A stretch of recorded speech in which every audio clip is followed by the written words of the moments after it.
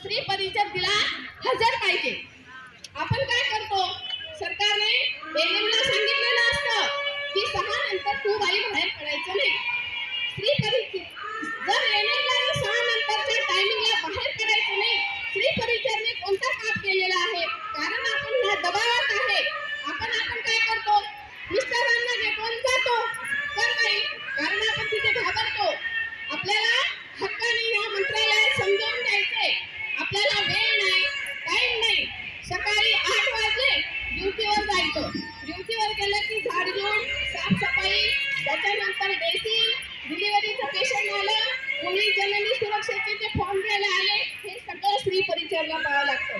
विचारलं डॉक्टर कुठे गेले, विजिटला गेली. एजंट कुठे गेली, मीटिंगला गेली. अशा कुठे असतात, कामापुरते येतात. असतं कोण? स्त्री परिचर.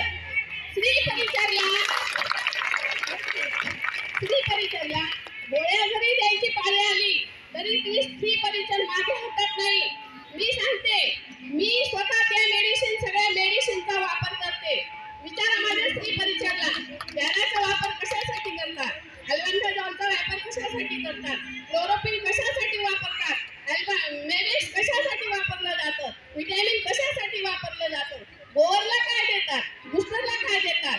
एएनएमला लसीकरणाला जायचं असलं तर स्त्री परिचर लागतो. स्त्री परिचरनेच तिची पिशवी भरावी लागते.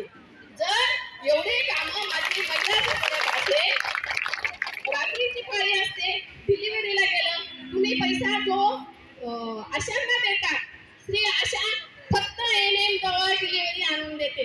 जो 9 महिन्याचा जो विटाळ असतो तो माझी स्त्री परिचर अंगावर घेते. तिला तुम्ही काय देतात? ह्या ज्या मागण्या, हा जो हक्क आहे, या जे सांगणे, हे सरकारला आपण सांगितल्याशिवाय व्हायचं नाही. कोरोना काळात अहोरात्र यांनी काय करायचं, ऐका वेळेवर नागोबा येऊन बसायचं. आणि कोरोना काळात माझ्या स्त्री परिचरने स्वतः तिथं डिझॉल्व करण्यापासून सगळ्या ठिकाणी स्त्री परिचर उभी राहते. पण हे कोणाच्या लक्षात येत नाही. माझ्या महिलांचं, काही महिलांचं 60 वय झालेले, काही महिलांचं 50 वय झालेले. सरकार म्हणतो तुम्ही एकबार झाले. अरे त्यांनी एकबार झालं, पण त्यांनी जे छोटंसं झाड लावलेले त्याला आता फळं यायची वेळ झालेली. तिला तू फळं खाऊ केव्हा देणार आहे? याच्यासाठी आपल्याला त्यांच्यासाठी पेन्शन तरी किमान दिली पाहिजे. ज्या महिलेला मुले बाळे त्यांची गोष्ट ठीक आहे, पण ज्या महिलेला कुठलाही आसरा नाहीये, तिने कोणाच्या आसरेवर जगायचं? माझी बहीण काय योजना आहे सरकारची? माझी बहीण, माझी लाडकी बहीण. आम्हाला आनंद आहे, माझी लाडकी बहीण हे जी तुम्ही योजना राबवणार आहे, अतिशय आम्हाला आनंद आहे याच्यात. पण माझी लाडकी आई, जिने एवढं वर्ष स्त्री परिचर म्हणून काम केलं, तिचं काय?